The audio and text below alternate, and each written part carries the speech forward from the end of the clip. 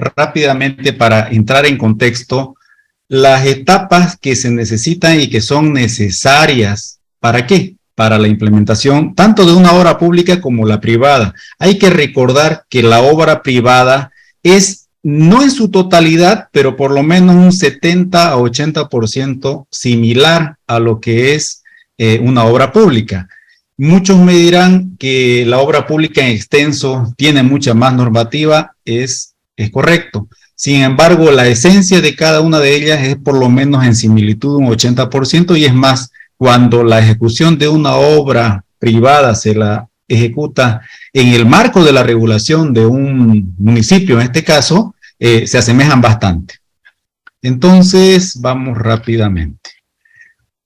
Para el proceso de una obra civil, para entrar luego en materia del campo estructural, todo proyecto nace bajo una necesidad, o sea, queremos mitigar una necesidad o aprovechar una oportunidad. Generalmente en el ámbito público es para mitigar necesidades, puesto que el Estado está creado para eso. En el marco del ámbito privado, generalmente se lo hace en marco para aprovechar oportunidades, ¿no? Tenemos la creación u obtención del bien o el servicio. Posteriormente a ello, una vez que ya ha sido ejecutado, tenemos la etapa de administración del bien o el servicio y en paralelo su mantenimiento preventivo y correctivo. Hasta aquí no hay nada nuevo, todo esto ocurre en el tiempo de vida útil o periodo de servicio con el cual fue diseñado. Luego de que pasamos el periodo de diseño, hacemos un análisis y una toma de decisión en el cual podemos hacer un plan de refacción, restauración o ampliación, que va a ser un nuevo proyecto, o en todo caso, dar de baja el bien o el servicio bajo una evaluación. Este vendría a ser el ciclo de la etapa de una obra civil en el marco de un proyecto. Esto se refleja también en el ámbito privado, obviamente con su análisis de alternativas, factibilidades y prefactibilidades, pero en el ámbito privado. Vamos a hablar del redondito anaranjado, que justamente eso es lo que centra el estudio en esta presentación. Lo tenemos nuevamente acá. Esta creación u obtención del bien o el servicio se lo realiza a través del proyecto. ¿Por qué vamos a hablar mucho del proyecto? Porque es ahí donde nacen el 70 a 80% de las patologías estructurales, en este caso, nacen del proyecto. El proyecto tiene sus componentes. Aquí hay otra cosa muy particular que debemos entender. Uno de los componentes del proyecto es la obra civil, en este caso la estructura, pero también tiene otros componentes, como ser la supervisión técnica, el equipamiento, la administración, mantenimiento y otros necesarios. O sea, que les quiero manifestar, tanto en lo privado como en lo público, se debe manifestar que ahora la nueva concepción del proyecto, desde mayo del 2015, que aparece el Reglamento Básico de Preinversión, es que el proyecto tiene que manifestar no solamente la planificación de la ejecución de la obra, sino de todo el periodo de vida útil, para que justifique cómo voy a administrar, cómo va a funcionar, qué tipo de mantenimiento tengo que realizar, y obviamente cuando acabe el periodo de vida útil, qué es lo que yo voy a hacer. Es tan importante, ¿por qué? Porque ese es el segundo grado de patología. Cuando un proyecto nace solamente con la etapa del diseño estructural, vamos a decir, diseño arquitectónico, estructural, hidrosanitario, etcétera, etcétera, y se ejecuta solo bajo esa concepción, entonces ahí donde cuando el propietario hace un mal uso en el ámbito privado de la infraestructura, hace un mal uso cambiándole la funcionalidad dependiendo del ámbito comercial o la necesidad que él tenga. En el ámbito público eso no se debe dar, pero generalmente se da esas patologías cuando vemos hospitales, unas mega estructuras donde no hay ítems para los médicos. O sea, no ha habido la planificación para el funcionamiento. Lo propio pasa con las unidades educativas y otras estructuras que hemos visto que han quedado solamente en la etapa de construcción. Posteriormente a la etapa del proyecto, pasamos a la segunda macroetapa, que también se lo ve en los dos ámbitos, en el ámbito privado como en el ámbito público, que viene a ser la selección y contratación de los responsables de la ejecución de la obra. Y pasamos a una tercera etapa que viene a ser ya la materialización de lo que denominamos proyecto. Entonces, si ustedes se dan cuenta, la etapa fundamental es la etapa del proyecto. Se los voy a manifestar como a mí me lo enseñaron hace muchos años. La etapa del proyecto es la receta para hacer la torta, es lo fundamental. La etapa de contratación es contratar bajo el principio de calidad al mejor pastelero que nos brinde el mejor servicio. Y la tercera etapa, si ustedes se dan cuenta, es solo seguir la receta con el mejor pastelero que he contratado. Pero lamentablemente eso no ocurre ahora en nuestra sociedad, ni en lo público ni en lo privado. ¿Por qué? Porque tenemos vicio y dolo en la etapa de la concepción del proyecto, tenemos vicios y dolos en la etapa de la contratación. Es más, en el ámbito público, por poco y no contratamos especialistas y lo hacemos directamente con los albañiles. Y en la etapa de la construcción se ve la problemática ya reflejada. Entonces lo vamos a denominar la etapa 1, primer fase, la etapa 2, segunda etapa o fase, y nos vamos a centrar ya en la tercera. Esto era como una introducción para saber a dónde estamos entrando, por qué caemos donde caemos en la etapa de la construcción. Ahora, este punto es bien importante, porque aquí vamos a hablar de principios. Los principios son leyes universales que rigen en nosotros. De esas leyes universales, esos principios universales, se rigen las leyes por las cuales nosotros las realizamos, ¿no? Nuestra Constitución, leyes, luego decretos, etcétera, etcétera, que vamos a hablar enseguida cuando veamos la normativa, qué es una norma y qué es un reglamento. Pero aquí vamos a ir al concepto. En condiciones normales, si ustedes recuerdan y hacen memoria, cuando nosotros estábamos en la universidad, a nosotros jamás, bueno, a mí y a mis alumnos, en los cuales yo, en las universidades donde yo doy cátedra, jamás se les enseña que va a haber, cuando usted salga profesional, sea arquitecto, sea ingeniero, que usted va a tener un supervisor o un fiscal. Poco o nada se habla de la supervisión y de la fiscalización. ¿Por qué? Porque en las universidades nos tienen y nos quieren inculcar el principio de responsabilidad. ¿Cuál es el principio de responsabilidad? El constructor, o sea, el ingeniero o el arquitecto, más el proyecto, la obra. Así de sencillo, así de fácil. No debería y no tendría el por qué tener un control llamado supervisor, un primer control y un segundo control llamado fiscal. Pero como estamos en el ámbito público y la normativa así lo requiere, es por ello que aparecen esas dos figuras que entran en la etapa de la ejecución de la obra. La entidad número 2 que le denominamos supervisor o empresa de supervisión cuando es una entidad, y también la entidad tercera que es la fiscalización de la obra o el fiscal de obra. Recordemos que en el ámbito privado está determinado así, mediante nuestro sistema de administración de bienes y servicios, y en el ámbito público está regido por el Código de Urbanismo y Obra, que también lo rige de esa forma. Sigamos. Proceso de implementación de una obra pública, simplemente es una recopilación de lo que ya habíamos hablado. Tenemos la primera etapa, que es la preinversión. Esto lo voy a hacer de una forma muy rápida, puesto que no es la esencia de la explicación hoy día. Seguramente posteriormente tendremos más tiempo para hablar de lo que es la obra pública, lo que es la supervisión, fiscalización de una obra pública, las propuestas o la preinversión, etcétera. Sin embargo, esto es la parte neurálgica para que entendamos a dónde estamos nosotros cuando hablamos de ejecución de una obra pública y específicamente de ejecución de una estructura de una obra pública o de una obra privada. Estamos en la etapa de preinversión, como les habíamos comentado, las etapas de contrataciones y luego la etapa de ejecución de la obra.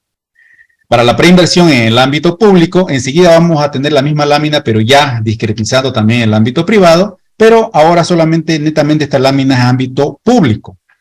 Tenemos nuestro reglamento básico de preinversión que nos manifiesta que debemos realizar el informe técnico de condiciones previas más un proyecto que ahora lo llamamos EDTP, Estudio de Diseño Técnico de Preinversión. Ese es el proyecto.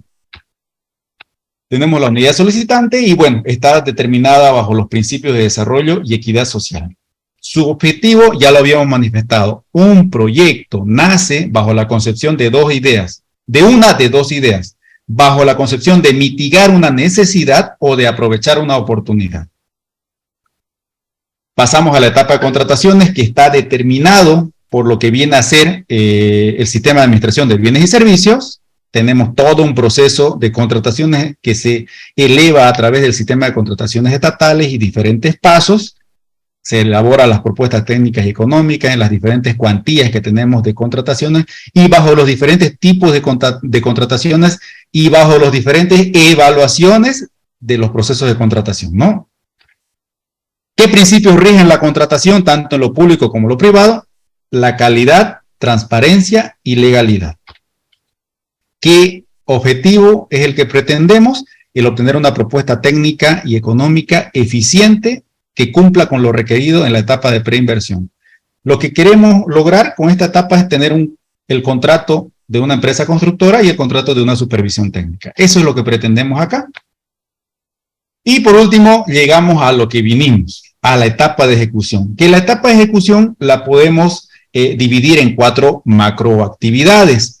Todas las actividades previo al inicio de obra. Esto es lo más importante porque es como una planificación para la ejecución de la obra. Luego tenemos la emisión de la orden de proceder o el inicio de obras. Luego tenemos la ejecución de la obra propiamente dicha, la cual se enmarca en 3 controles fundamentales. Como les digo, esto es bien amplio y podemos hablar muchas horas de ello, pero no lo vamos a hacer hoy día. Pero sí manifestarle que la ejecución de la obra se enmarca en 3 controles fundamentales: control calidad, control costo y control tiempo. Posteriormente pasa el plazo de la ejecución de la obra, se acaba la obra y tenemos las terminaciones mediante las recepciones provisionales, definitivas y su planilla de liquidación final. ¿Qué principios rigen a la ejecución de la obra? Principio de responsabilidad. Esa es la madre de los principios. Principio de transparencia y legalidad. ¿Qué es lo que queremos como objetivo en esta etapa? Materializar lo que nos dice el proyecto, porque al materializar lo que nos dijo el proyecto, vamos a cumplir los objetivos del proyecto. Cumplimos los objetivos del proyecto y mitigamos la necesidad por la cual fue concepcionado el proyecto, o en su defecto aprovechamos esa oportunidad. Así de sencillo. Y el producto esperado es el bien o el servicio materializado. La normativa aplicada en el ámbito público para la etapa del proyecto viene a ser el Sistema de Planificación Integral Estatal, el SPIE. Esperen un segundo. Ya, ahora sí ya le pusimos silencio. El Sistema de Planificación Integral Estatal, la cual rige que se debe tener, ya la arquitecta tengo entendido que habló en extenso de lo que es la planificación. Recordemos que la planificación podemos subdividirla en tres niveles: a largo plazo, a mediano y a corto plazo, y también, esto es a través del tiempo, y a través del marco de los niveles de gobierno, territorialmente hablando, tenemos también el nivel central de gobierno, departamentales y municipales, e indígenas originarios campesinos. Por eso tenemos ese Plan General de Desarrollo Económico Social de alcance de 15 a 25 años, tenemos el Plan de Desarrollo Económico Social, que es una gestión de gobierno. Recordemos que ese PDES se aprobó en noviembre del 2021, es lo que rige, da los lineamientos que rigen la planificación de todo Bolivia durante 5 años en sus diferentes niveles de gobierno. Bajo esos niveles se desarrolla la planificación territorial de desarrollo integral por los municipios y por las gobernaciones con sus planes estratégicos institucionales. Esperemos un segundo. En la etapa de ejecución, de contratación, obviamente tenemos la Ley 1178 en su 5º sistema nacional, el Sistema de Administración de Bienes y Servicios. Recordemos que la Ley 1178 tiene 8 sistemas nacionales, ¿no? El 5º es el Sistema de Administración de Bienes y Servicios. Ahora, aquí justamente lo puse con rojo. Ingeniero, me preguntan, ¿y para la etapa de ejecución tendremos una norma específica o una norma que esté amparada, una ley específica, así como tenemos el SPIE, está amparado bajo la ley 777, tenemos para las contrataciones y la administración en sí, la ley 1178. Pero para la ejecución de obra, eso tan vital, que es una tercera etapa, ¿tendremos nosotros un reglamento? Lamentablemente no lo tenemos. Aquí entra un concepto muy claro y Se los voy a mencionar para que no tienda a confundirse, porque debe haber harto participante que trabaja en municipios generalmente. Es el término de órgano rector. Ustedes recuerden que nuestra ley madre es la Constitución Política del Estado. En la Constitución Política del Estado, en los artículos específicos, da competencias a los diferentes niveles de gobierno. Todos lo sabemos. El que tiene el 90% de las competencias privativas, o sea que no puede ni siquiera delegar, es el nivel central de gobierno. Una de esas competencias es reglamentar la administración pública. Por eso, designa a su Ministerio de Economía y Finanzas Públicas que se haga de la tutela de la Ley 1178. O sea, la Ley 1178 está bajo la tutela del Ministerio de Economía y Finanzas Públicas. Ninguna ley municipal, por más autónoma que sea, puede estar por encima de esta ley. Y no es porque una ley municipal sea más o sea menos, sino porque dentro de la ley usted estaría otorgando competencias para la cual usted no ha sido creado como consejo municipal.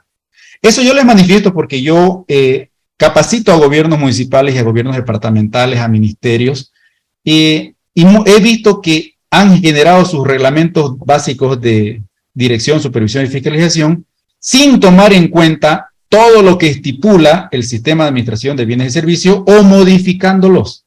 Entonces, eso sí ya son resoluciones contrarias a la ley y no debemos incurrir en ello. Si quisiéramos tener como municipio de Santa Cruz, vamos a decir, un reglamento de ejecución de obra de dirección, supervisión y fiscalización para hacerlo bien, tenemos que tomar en cuenta todo lo que nos dicta la ley 1178, o sea, las SAPs en su totalidad. ¿Para qué? Para que esté en concordancia y solicitarle esa aprobación al órgano rector, que en este caso es el Ministerio de Economía y Finanzas Públicas. Bueno, hasta ahí he sido muy rápido, pero valía la pena la introducción. Ahora vamos primero a lo primero. ¿Qué es un proyecto estructural? En primer lugar, como dice la pantalla, obviamente un proyecto estructural de cualquier tipología se realiza igual que un proyecto, bajo una necesidad o una oportunidad de una o de un grupo de personas. O sea, nace para solucionar algo o para aprovechar algo y genere lucro o utilidad, eso específicamente en el ámbito privado. O algún beneficio adicional en el caso del confort que queremos como personas, ¿no? Cuando nos construimos nuestra casa, nuestro chalet. Por ende, para que este proyecto cumpla su objetivo por el cual fue diseñado, debe cumplir los requisitos del diseño estructural establecidos en la normativa boliviana y los objetivos propios del diseño arquitectónico y de la idealización estructural. ¿Qué más? Normas específicas. Aquí vamos a hacer un poquito de hincapié y quiero que me presten atención, mucha atención, porque también esto nos puede acarrear muchos problemas. Escuchaba atentamente a la arquitecta hace un momento donde ella hablaba de vacíos. Aquí nosotros tenemos el agujero negro, si se puede decir. Tenemos, bueno, nosotros los más adultos, si se puede decir ahorita, los que ya tenemos 40 años para arriba, crecimos y nacimos estudiando con la CBH 87. Ya en nuestra época de profesionales aparece la famosa NB 122-5001. Primer consideración, ninguna norma es mejor que otra, a no ser que esté científicamente comprobado con nuevas técnicas de ejecución, de diseño estructural. Y eso no ocurre ni con la CBH 87 ni con la NB 122-5001. Esa es la primera mentira que ustedes tienen que sacarse de la cabeza. Ninguna es mejor que otra. Una puede ser más amplia. Es más, si ustedes se dan cuenta y son estructuristas, saben que son dos corrientes distintas, ¿no? La europea con la americana. La CBH 87, Código Boliviano del Hormigón, y su número lo dice, 1987. La NB 122-5001 ya se estaba concepcionando desde el 2009, 2010, pero sí, si mi mente no me falla, el 2011 ya ha sido autorizada en todos sus procesos por INNORCA. Y el 2012 ya está vigente la norma. Pero ahorita vamos a hablar norma y reglamento, ¿ya? Paralela a ella tenemos la 122-5001, la 2, la 3, la 4. Tenemos también la Guía Boliviana de Diseño Sísmico, que creo que los ciudadanos de Chuquisaca son los son los que están tomando la batuta. Entonces, excelente. Y tenemos los manuales de ABC. ¿Por qué pongo los manuales de la ABC? Porque ahí también nos da lineamientos estructurales para el diseño de los puentes y de las alcantarillas. Ahora, ¿qué hincapié quiero hacer acá? Nosotros como empresa, que ya llevamos aproximadamente 15 años trabajando y perfeccionando todas nuestras metodologías en el ámbito técnico y legal, porque lamentablemente, bórrense de la cabeza también esa terminología de yo soy técnico, no soy legal. Mentira. Si usted lee la Constitución Política del Estado, usted tiene que saber las leyes, no al nivel del abogado, pero tiene que saber interpretar, tiene que saber qué cosa es qué cosa, hasta dónde puede llegar su responsabilidad de usted. Y mínimamente debe saber la Constitución. Entonces, en la Constitución vamos a ver que nuestra ley madre justamente es la Constitución Política del Estado, por debajo están las leyes nacionales, luego los decretos supremos, etcétera, etcétera. Entonces, para que algo sea coercitivo, que quiere decir obligatorio, que yo tenga que utilizarlo en mi diseño, tiene que estar con un paraguas encima de una ley. Eso lo tiene la CBH 87. Las NBs de la 5001 a la 5004 no la tienen. Entonces, ahí viene el primer shock que tiene todo estructurista y todo director, presidente de la sociedad de ingenieros, todos los ingenieros que trabajan en los municipios que ya están pidiendo desde hace varios años las NB 122. La única norma estructural que tiene una ley en el entonces Congreso, porque antes era Congreso, no era Asamblea, es la CBH 87. ¿Qué se debió realizar en este ámbito? Derogar la CBH 87 y aprobarla mediante una ley nacional a las NBs, para que sea de uso obligatorio. Esto yo les manifiesto porque nosotros representamos diariamente a profesionales y empresas constructoras, en algunos casos entidades, ya no solamente en un estrado administrativo o de Contraloría, sino en un estrado judicial, donde lo primero que manifiesta un juez es cuál es la ley que sustenta esta norma. Entonces, es ahí donde recién nos damos cuenta de la legalidad de nuestras normas. Vuelvo a repetir, para que no entren en el enojo que siempre sucede a veces cuando uno diserta en diferentes partes de Bolivia. No se está manifestando que una norma sea mejor que la otra. No se está manifestando que si usted utiliza la NB es ilegal y se va a ir a la cárcel. No. Sin embargo, vamos a suponer que estamos en una obra pública y en la obra pública diseñamos un edificio y ese edificio lo hacemos con la 122-5001 y vamos a suponer que ocurre un problema. No por la norma, sino porque yo lo diseñé mal, pues, ¿no? Obviamente. Falló en algo, vamos a decir. O vamos a decir más fácil el ejemplo. Ocurrió un hecho natural, no previsible. Ya tampoco fue mi culpa, no me equivoqué en el diseño. A usted le van a hacer responsable por el diseño en primera instancia. Usted va a ir a declarar y cuando declare, el juez le va a decir y le va a hacer la simple consulta. ¿Por qué utilizó la NB 122? Cuando la única norma estructural en Bolivia que tiene una ley es la CBH 87. Entonces, eso se los dejo para su reflexión. Enseguida vamos a seguir hablando más de esto, no lo estoy cerrando el tema, simplemente es el primer bombazo que vamos a lanzar. Seguimos. La etapa de ejecución, nuevamente vamos a nuestras tres macroetapas. Etapa 1, el proyecto, ya lo sabemos. La etapa 2, la ejecución, y la etapa 3, la post-ejecución. ¿Ya? Fíjense que ya no la puse en la contratación. Ya no es que sea un error, sino que ahora vamos a hablar ya netamente del ámbito de estructuras. Ahora, en la etapa 1 tenemos un tipo 1, proyecto estructural de nueva concepción, ¿no? Eso nos puede tocar. Ingeniero, yo soy el arquitecto tal, quiero que me elabore el proyecto estructural de este edificio. Ya. Segundo, en la etapa de ejecución existe un segundo tipo de proyecto estructural, el proyecto estructural de modificación a solicitud o iniciativa. ¿Qué es eso, ingeniero?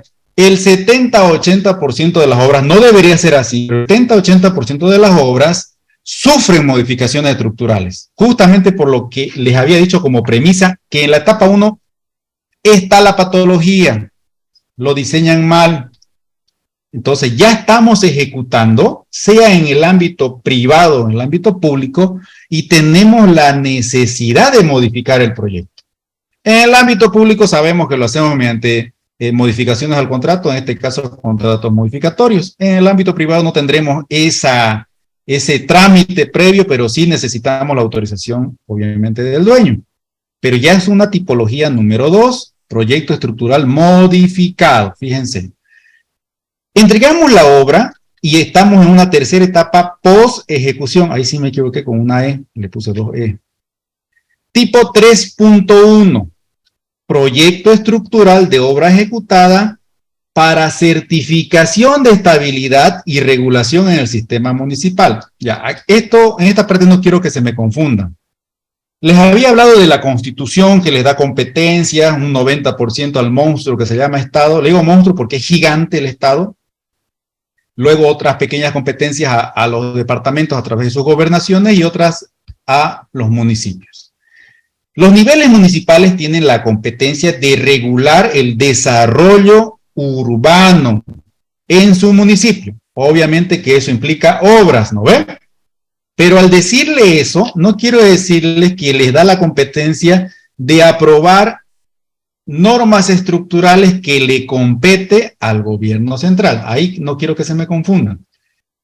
Uno, por ejemplo, en Santa Cruz, los que están en Santa Cruz, tenemos nuestro famoso Código de Urbanismo y Obras. ¿Ven? Una serie de reglamentos codificados, Código de Urbanismo y Obras. Entonces, cuando uno no cumple, estoy hablando de lo privado, cuando uno no cumple, hace el proyecto, pero no lo hace aprobar en ninguna instancia, solamente contrata a un arquitecto, el arquitecto se lo diseña, contrata a un ingeniero, el ingeniero lo diseña, hay un micrófono prendido, la etapa de ejecución lo ejecutan así, se encerraron con tablas, nadie los ve y listo, empezaron a construir. Aparece esta tipología 3.1, ya está ejecutada la obra. Entonces quieren la famosa regularización, ¿no? Por eso le dice proyecto estructural de obra ejecutada, pero te llama el dueño y te dice, ingeniero, mi edificio está perfecto, le dice, pero quiero que me lo regule, o sea, quiero que me lo haga aprobar por la alcaldía porque ha salido una ley municipal donde me dicen que yo puedo regularizar este tipo. En Santa Cruz eso está de moda, lamentablemente. No sé en otras partes del país, pero en Santa Cruz lamentablemente está de moda eso. No debería ser así porque todos estarían esperando esa famosa ley para hacer todo mal al inicio y al final regularizar. Pero ya es un tipo de proyecto. ¿Qué debemos hacer? ¿Cómo vamos a recalcular? ¿Qué vamos a hacer? Por eso es otro tipo de proyecto, 3.1. ¿Qué más tenemos? Proyecto tipo 3.2, igual post ejecución, o sea, ya la obra está ejecutada. Tenemos el proyecto estructural de obra ejecutada para reforzamientos estructurales por remodelación y o ampliación del modelo estructural original. La famosa, hágame un pisito más, ingeniero. O quiero modificar quiero poner un gimnasio en mi último piso, en mi edificio, quiero darle mayor rentabilidad. Refuérceme. ¿No ve? Por eso dice por remodelación o ampliación del modelo estructural. Ya la obra está ejecutada. ¿Qué hacemos? ¿Qué tipo de proyecto más hay? Tipo 3.3, proyecto estructural de obra ejecutada para restauración del modelo estructural original. ¿Qué se diferencia del de arriba? El de arriba, la obra está bien originalmente, pero yo voy a modificarla por la funcionalidad. En cambio, en el 3.3, la estructura ya tiene una patología, por eso habla de restauración, ¿ya?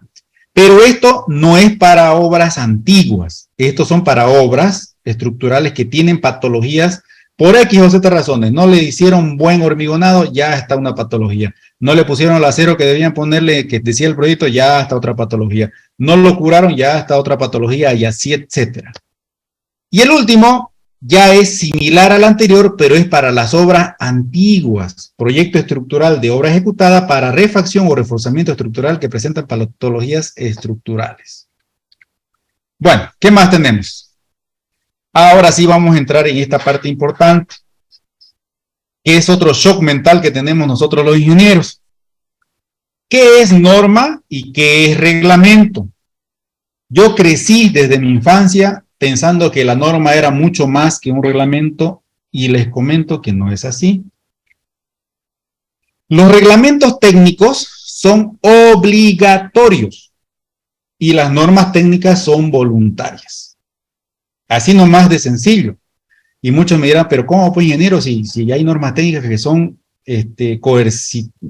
tienen coercitividad, son obligatorias? Ahorita vamos a ver cómo una norma se hace obligatoria. Enseguida vamos a ver, ¿ya? No se preocupe. Las reglamentaciones técnicas son responsabilidad, ojo, este es otro parámetro importantísimo. Las reglamentaciones técnicas son responsabilidad únicamente del sector público, mientras que las normas pueden ser desarrolladas por diversos organismos, tanto del sector público como del sector privado. En el caso, un ejemplo bastante visual es lo que están haciendo en Chuquisaca y no sé qué otro departamento más, que viene a ser la guía de diseño sísmico. Son privados los que están impulsando, son, si no me equivoco, los ingenieros de la CIPS, asociaciones técnicas, etcétera, etcétera. Entonces, ese es un claro ejemplo de que la norma lo puede realizar un grupo de especialistas. En cambio, el reglamento, solo la entidad competente en el ámbito público. Sigamos. Ahora viene la jerarquía, que les había comentado hace un momento. En jerarquía de normativa tenemos nuestra Constitución, tenemos las leyes nacionales y los niveles bases, las sentencias, normas, contratos. La famosa pirámide de Kelsen que han debido escuchar desde el colegio, la Constitución, leyes y reglamentos, ¿no? Otro parámetro de la pirámide de Kelsen, Constitución, leyes, resoluciones, decretos supremos y resoluciones supremas. Bueno, ¿qué hacemos entonces ahora, norma o reglamento? Esa es la disyuntiva. ¿Cuál es la diferencia entre una norma y un reglamento? Reglamento técnico es dictado por una autoridad competente. La norma técnica es elaborada por un organismo competente. Vean la diferencia, este organismo puede ser privado, caso, sociedad de ingenieros, colegio de ingenieros, asociación de ingenieros. Reglamento, su aplicación es obligatoria, no es si yo quiero, es obligatoria. La norma técnica, su aplicación es voluntaria. Reglamento técnico, no necesita consenso, lo elabora la entidad y lo lanza y se acabó. La norma técnica tiene que tener consenso. El reglamento técnico, su no cumplimiento implica sanción de la autoridad. La norma técnica, su no cumplimiento puede ser sancionado por el mercado, pero no por la autoridad, ¿no? Al decir mercado, les hablo de la oferta y la demanda, ¿no? Ahora sí, ¿cómo una norma se convierte en obligatoria? Esa es la gran pregunta. Una norma técnica en uso o disposición obligatoria se convierte cuando está sostenida o sustentada legalmente por una ley o por un decreto o por una resolución, independientemente del nivel de gobierno o el órgano del Estado. Obviamente, esa entidad debe de ser competente, no puede ser incompetente, tiene que ser competente. Es ahí que se convierte una norma técnica en obligatorio, ¿ya? Lo que ha ocurrido, para que nosotros a veces malentendamos en reglamento y norma, es que vamos a suponer que el día de mañana se deroga la CBH 87 y se aprueba con una ley las NB. Yo les aseguro que el 99% de los ingenieros no van a decir la ley de la norma boliviana, no, van a seguir manejando NB, y es por eso que nuestros estudiantes van a pensar que la NB, o sea que las normas bolivianas, son más que un reglamento, por el lenguaje costumbrista que tenemos, de no poner el nombre de ley o el término de ley por delante. Ámbito de aplicación, principalmente para la regulación en la creación de un bien o un servicio. Ahora, ¿Cuáles son las etapas? Nuevamente vamos a ver lo que ya habíamos visto hace un momento. La etapa 1 es el proyecto de preinversión, el qué y cómo se va a hacer. La etapa número 2 es las contrataciones, quién lo va a hacer y quién lo va a controlar. Y la etapa 3 es la ejecución, que es hacerlo o crearlo físicamente. La etapa 4 vendría a ser la operación, administración y mantenimiento. Y tenemos una etapa 5 que no debería haber, pero lo estoy poniendo ahí con rojo, porque es una etapa donde se realizan informes técnicos, donde se realiza peritaje, donde se realiza auditorías técnicas o conciliaciones técnicas, ¿no? Justamente esta etapa 5 es la especialidad que nosotros tenemos como consultor. Para la etapa 1 o proyecto, tenemos toda esa reglamentación. Reglamento básico de preinversión, el diseño arquitectónico regido por el Código de Urbanismo y Obra, reglamento básico de preinversión para las obras públicas, ¿no? Obviamente. Para el privado, tenemos en un municipio el Código de Urbanismo y Obra. Para las estructuras tenemos la CBH 87, yo sigo manejando la CBH 87, obviamente. Y hay un problema específicamente en Santa Cruz, que hay que destaparlo, hay que ventilarlo y hay que arreglarlo, ¿no? No podemos taparnos los ojos como profesionales. El Código de Urbanismo y Obra en Santa Cruz establece a la NB como su ley estructural, perdón, como su norma estructural, por sobrepasando una ley nacional que manifiesta la CBH 87. Vuelvo a repetir, no estoy manifestando que una sea mejor que la otra. No es esa la esencia de la observación. La esencia de la observación es que estamos utilizando, bajo una ley municipal que ampara al QO, una norma que no tiene una ley de sustento, que son las NB.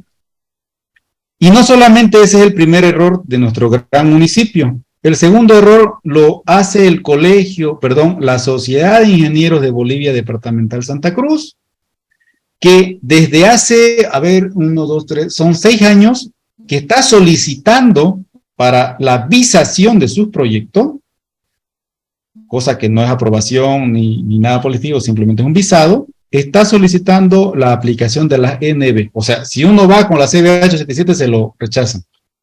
Entonces está más o menos yendo en contrarruta como lo hace el municipio.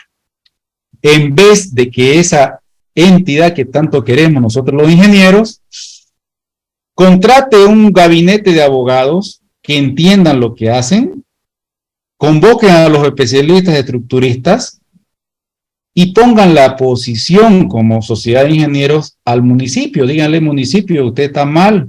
Presenten un proyecto de ley a la Asamblea Plurinacional para que se apruebe. Esa es la función de esas entidades. Bueno, los sistemas hidráulicos, sanitarios y pluviales, tenemos las fíjense, tenemos la NB 688, NB 689, son NBs, pero con seguridad cuando ustedes lo descarguen o lo tengan en la mano, hay una ley por encima o un decreto supremo. Para la parte ambiental tenemos la ley 373 y así, etcétera, etcétera. Para la etapa número 2, que son las contrataciones, tenemos en el ámbito público la 0181, no confundirse con esa NB de 0181 que no es norma boliviana, es norma básica, el sistema de administración de bienes y servicios. Y en el ámbito privado tenemos nuestro Código Civil, nuestro Código de Comercio, nuestra Ley General del Trabajo. Para la etapa número 3, ¿qué ámbito normativo tenemos? Nada. No existe norma técnica y mucho menos un reglamento técnico y solo ejecutamos con documentos contractuales y algunas guías ministeriales que solo son guías. Les hablo de las famosas guías que sacó el Ministerio de Obras Públicas en septiembre del 2017, que solo son guías. Entonces, solo ejecutamos con documentos contractuales. ¿Y cuáles son esos documentos contractuales? El proyecto, nuestra propuesta técnica, nuestro contrato, obviamente, y alguna disposición más. O sea, sacamos un poquito de todo para construir la obra. Y es ahí el punto neurálgico, el segundo punto neurálgico de la patología, porque el primero que habíamos visto nosotros era la etapa de proyecto. Para la etapa 4, para la operación, administración y mantenimiento de nuestras estructuras, tendremos algún reglamento que nos diga cómo debemos operar, cómo debemos administrar o qué debemos proponer como proyectistas para esta etapa. Nada. No tenemos normas técnicas y mucho menos reglamentos técnicos. Si bien en la etapa del proyecto tenemos puntos específicos en la parte pública, o sea, en la 0115 tenemos puntos específicos que nos manifiestan que debemos, como les había comentado al inicio, debemos prever la administración, el funcionamiento, los mobiliarios, mantenimientos. Son puntos específicos que te dicen hagan, pero no te dicen cómo vamos a hacer. O sea, es un libre albedrío. Desde una frase que podemos ponerle hasta una guía de metodología de cómo debemos hacer funcionar algo o cómo debemos mantener preventivamente o correctivamente de acuerdo a la experiencia del proyectista. Y eso ya vendría a ser una libertad absoluta donde muchas veces incurrimos en no hacerlo. Ahora, para la etapa 5, mucho menos, pues no tenemos normas técnicas y mucho menos un reglamento. Y aquí viene el punto de la esencia de la disertación. Nosotros como empresa hemos creado una metodología que les voy a compartir el 90% de la metodología. No puedo compartir el 100% porque ese 10% es, obviamente es el funcionamiento de la empresa. Estoy exento de poder compartir ese 10%, pero con el 90% ustedes van a quedar más que suficientemente satisfechos de la metodología sencilla, amparado en lógica de cómo se debe realizar una evaluación estructural y una auditoría técnica. ¿Ya? Ojo que esta norma la hemos propuesto nosotros hace 3 años a un gobierno departamental para que mediante ley departamental pueda implementarlo y hemos tenido 0 respuesta. Lo hemos expuesto en varios foros de la entidad madre que nosotros tenemos como ingenieros y tampoco hemos tenido respuesta. Entonces, por eso es que para que no sigamos cometiendo errores como proyectistas es que nosotros disertamos esta metodología donde podemos hacerlo en los foros que nos inviten.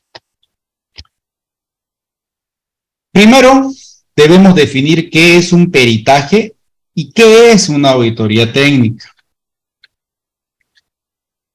Una auditoría, aquí está, los puntos clave. Una auditoría es un proceso de verificación. No se olviden el término proceso, porque es una secuencia de pasos de verificación y o validación del cumplimiento de una actividad según lo planeado, o sea, según lo que nos dicta el proyecto y sus directrices estipuladas. Según la ISO, o sea, la Organización Internacional de la Normalización, es un proceso sistemático, independiente y documentado, porque se ampara en documentos, en evidencias, que permite obtener evidencia de auditoría y realizar una evaluación objetiva. Es más, los auditores le llaman examen, para determinar en qué medida son alcanzados los criterios de auditoría, conjunto de políticas, procedimientos o requisitos a revisar.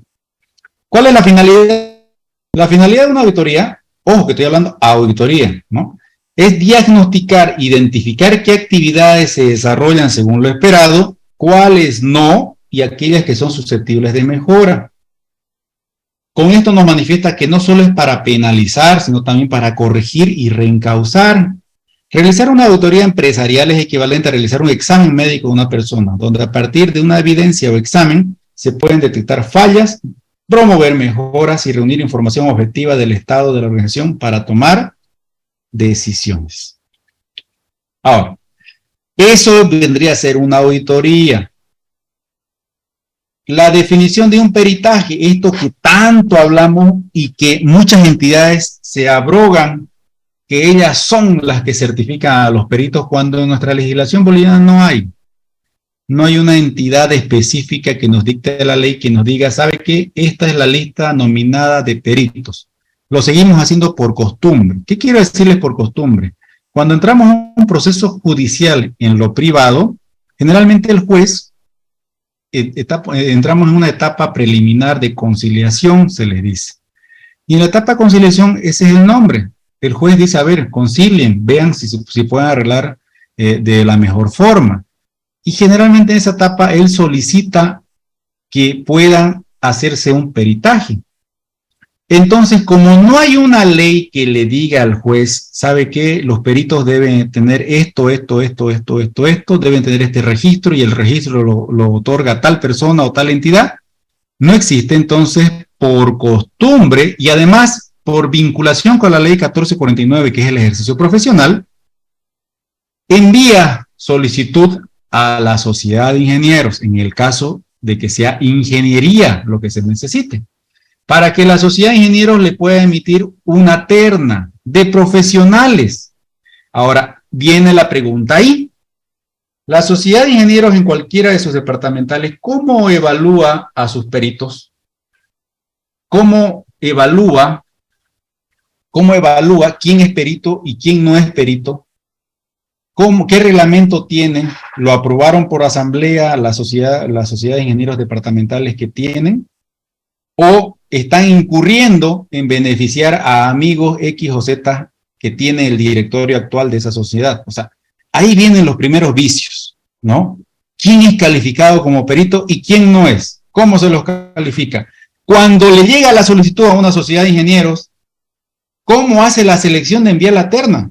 Lo hace aleatoriamente, tienen un programa donde tienen 200 peritos y sale una lista X de 3. ¿Cómo lo hacen? Entonces, esas son las preguntas reales que nosotros como profesionales debemos realizarnos. Pero vamos a la definición de peritaje primero, peritaje técnico. Un peritaje técnico no es más que un estudio especializado, en resumen de todo.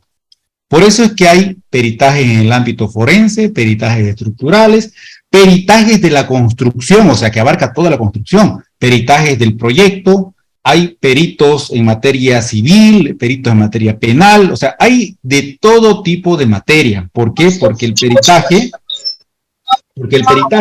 es un estudio de un especialista. Eso es el peritaje. El peritaje es aquel en el que es necesario un alto conocimiento técnico. O sea, no puede ser cualquier profesional. Son informes técnicos porque emite un informe pericial para determinar el origen de alguna patología o lesión. ¿Ya? Ese es el concepto. ¿Cuál es la finalidad? Esto es muy importante, que se distingue de la auditoría. El objetivo de la prueba pericial o peritaje técnico es establecer la causa del hecho y su efecto. Fíjense, la forma y circunstancia por la cual ha desencadenado tal situación, sea esta estructural o no. Eso viene a ser un peritaje.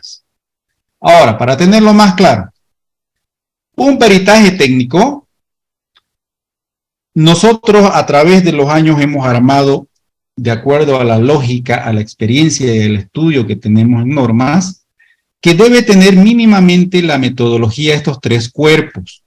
¿Ya? Les doy la receta. Primer cuerpo, un diagnóstico, donde ese diagnóstico tiene y conlleva estudios de campo y estudios de gabinete. Segundo cuerpo, la evaluación. De ahí vienen evaluaciones estructurales, ¿no es? Lo que obtenemos de los estudios de campo, o sea, del diagnóstico, versus lo que debería ser según la norma. Eso es evaluar. Para finalizar con el informe pericial, que viene a ser las conclusiones y recomendaciones. ¿Ya? Hay una pregunta que quiero responderla antes que se me pase. Dice, buenas noches, en la etapa post-ejecución y de acuerdo a la tipología 3.4, según su experiencia, ¿cuáles serían los ensayos no destructivos recomendados para realizar una evaluación y verificación estructural adecuada, sabiendo que los ensayos por toma de núcleos de hormigón y esclerometría tienen resultados de resistencia al hormigón totalmente opuestos? Ya, le explico rápidamente eso. Todos los estudios que hacemos, esclerometrías, bachometrías, ultrasonidos, ¿qué más hay? El pull-off, extracción de núcleos, etcétera, etcétera, etcétera. Obviamente, ¿dónde lo hacemos? ¿Lo hacemos en oficina o lo hacemos en campo? Lo hacemos en campo. Entonces, ahí está en tu diagnóstico estructural en estudios de campo. La aplicación de todos esos estudios para un diagnóstico se lo hace en gabinete. Ahora bien, le respondo los tipos. Si usted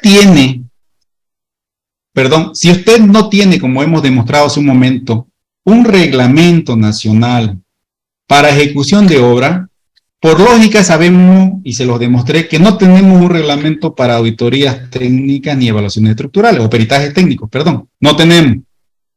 Mucho menos tenemos reglamento para el uso de esclerómetro y el uso de extracción de núcleo o ultrasonido o pachometría o sondeo, etcétera, etcétera, todos los ensayos no destructivos. No lo tenemos, no hay. Y apunten los que te están haciendo tesis en maestrías, tema de tesis, hacer un reglamento del uso de la esclerometría, hacer un reglamento del uso de la corrosión del acero, hacer un reglamento de pachometría, etcétera, etcétera, porque no hay. Normas internacionales hay europeas y hay americanas. Nosotros cuando utilizamos nuestros equipos, porque tenemos casi todos los equipos esenciales, son alrededor de 16 estudios nuevos que realizamos tanto al acero como al hormigón. En realidad son 22 que existen, nosotros tenemos 16, los más esenciales. Utilizamos normas internacionales, obviamente. Ahora, para responderle cuál es mejor que otro, muchos me han preguntado, y aquí quiero hacer un pequeño hincapié, cuando uno realiza mal un ensayo, ningún estudio le sale bien. Por eso quítense del cerebro eso de que la esclerometría da malos resultados. Cuando usted no sabe hacerlo, le va a dar mal. Nosotros hemos hecho la prueba contratando, no voy a decir competencia porque nosotros creo que somos la única consultora que hace integralmente todos estos estudios. Hay N tipo de consultoras que hacen estudios puntuales. Y recuerdo una ocasión el año pasado que teníamos que hacer unas evaluaciones. Contratamos a 3 empresas consultoras que nos prestaban servicios de esclerometría. Y las 3 lo hicieron mal. Tal vez por desconocimiento. Porque un estudio de esclerometría, para los que no saben, es el estudio mecánico con un martillo que golpea y nos da determinada resistencia. Pero usted tiene que tomar en cuenta la calibración del equipo con un yunque calibrador. ¿Cuántos tienen yunque calibrador? Pocos, o casi 2 empresas en Bolivia. Tiene que tener un equipo pachómetro. ¿No saben qué es pachómetro? Un equipo pachómetro es el escáner que detecta su acero dentro del hormigón. ¿Por qué? Porque si usted en su estudio, imagínense que tiene una columna de 40 centímetros y en su estudio disparan y le da cabalito a un acero, obviamente que le va a dar mayor resistencia. Entonces, fíjense que mucho hace la norma, chiquitita aunque sea, pero norma al fin del uso de un esclerómetro. Si usted no tiene todos esos instrumentos para hacer la esclerometría, entonces lo va a hacer mal. Si usted no tiene un aparato higrómetro, por ejemplo, para detectar el porcentaje de humedad del hormigón, para saber si está en condiciones de hacer esclerometría, le va a salir otro resultado, opuesto al de la extracción de núcleo. La extracción de núcleo generalmente no se llama extracción de núcleo, se llama extracción de testigo. ¿Por qué? Porque es un estudio invasivo. Y como su nombre lo dice, testigo. Solamente cuando la estructura ya no funciona, cuando sabemos que ya falló la estructura y estamos en un proceso judicial, es cuando debemos utilizarlo, porque ya estamos dañando la estructura, le estamos haciendo un hueco. Entonces, por eso se le llama testigo. Vas a extraer el testigo, lo vas a llevar bajo 7 llaves y vas a romper delante de alguien de la contraparte para ver la veracidad de la resistencia de tu hormigón de masa. Bueno, pero no nos desviemos. Entonces, el peritaje técnico, tenemos estos 3 cuerpos. En estos 3 cuerpos está la clave del éxito para todo profesional. Un buen diagnóstico estructural, una buena evaluación de la estructura y por ende un buen informe pericial. Por eso es que ustedes, cuando cotizan un peritaje estructural, hay empresas o ingenieros que, vamos a decir un edificio de 5 pisos, le presentan una propuesta de $200 y una propuesta de $5,000. Y no quiero manifestar que lo caro sale mejor, no, pero si el costo es elevado, uno tiene que tomarse la molestia de ver qué me está proponiendo. Porque recuerden esto, que el peritaje tiene que demostrarte esto. Usted esto es lo que va a defender ante auditoría interna en el caso de una obra pública o contraloría, o ante un estrado judicial en el caso de un proceso civil, o tal vez penal si es que se ha caído el edificio y ha matado gente. Entonces, no es ir a pasear o ir a ver o como hacía un amigo, iba y tocaba el hormigón, veía y decía, está resistente. No se trata de eso, un peritaje técnico. La auditoría técnica son exámenes de las etapas. Etapa del proyecto, etapa de la contratación, etapa de la ejecución. Evaluación de los resultados de las 3 etapas, obviamente de los exámenes de las 3 etapas, y sus informes o dictámenes con indicios de responsabilidades, tipos de responsabilidades y grados de responsabilidades. Esa es la diferencia. Una auditoría técnica generalmente es de uso público, o sea, para entidades públicas, y es el sustento fundamental de una auditoría especial o una auditoría de responsabilidad civil en el marco público. O sea, en otras palabras, a la auditoría técnica le complementan la parte financiera y los dictámenes legales de las cláusulas de contrato y ya está tu auditoría con responsabilidad. Esa es la diferencia entre un peritaje y una auditoría. En otras palabras, dentro de una auditoría técnica pueden existir múltiples peritajes técnicos de acuerdo a la materia que yo quiera estudiar, ¿no es cierto? Ya vamos a finalizar. Este es el cuadrante, esto también es de nuestra metodología que propusimos. Este es el cuadrante específicamente para obras públicas. Cuadrante PCR le decimos. A ver si se animan a decirme por qué le decimos PCR. Primer cuadrante, la auditoría técnica a la etapa de preinversión, a la etapa del informe técnico, condiciones previas, cuáles fueron sus objetivos, el dimensionamiento, los estudios básicos de ingeniería que se ocuparon y obviamente el proyecto en sí. El segundo cuadrante, la auditoría técnica a la etapa de contratación. ¿Qué decía el documento base de contratación? La modalidad de contratación, el objetivo del proyecto, el objeto de contratación, los documentos de la publicación del proceso, la calificación hasta la etapa de adjudicación y contratación. Y la tercera etapa, la auditoría técnica de la ejecución, con los 3 controles que les había manifestado: control, calidad, costo y tiempo. Ahora, para la calidad es donde utilizamos los estudios no destructivos, porque si no, ¿cómo usted, señor ingeniero, va a saber la resistencia de su hormigón? Obviamente tiene que hacer un examen documental a las planillas de obra. Claro, en las planillas de obra está todo el proceso de ejecución del hormigón por etapas, ¿no? Está desde las solicitudes en los libros de órdenes hasta los ensayos que se han realizado en campo y posteriormente las roturas. Pero eso es en la ejecución. Usted quiere corroborar el examen a la vida real, a como está ahorita el hormigón. Para eso son los estudios no destructivos del hormigón armado, hormigón en masa y metálicos, laboratorios específicos, etc. Para el control calidad. Para el control tiempo, obviamente, será la evidencia del cumplimiento de lo que viene a ser el plazo de la ejecución de la obra, si hubo ampliaciones por órdenes de cambio, y obviamente la aplicación de las cláusulas de causa de fuerza mayor o fortuito. Para los controles costos, volúmenes de obra.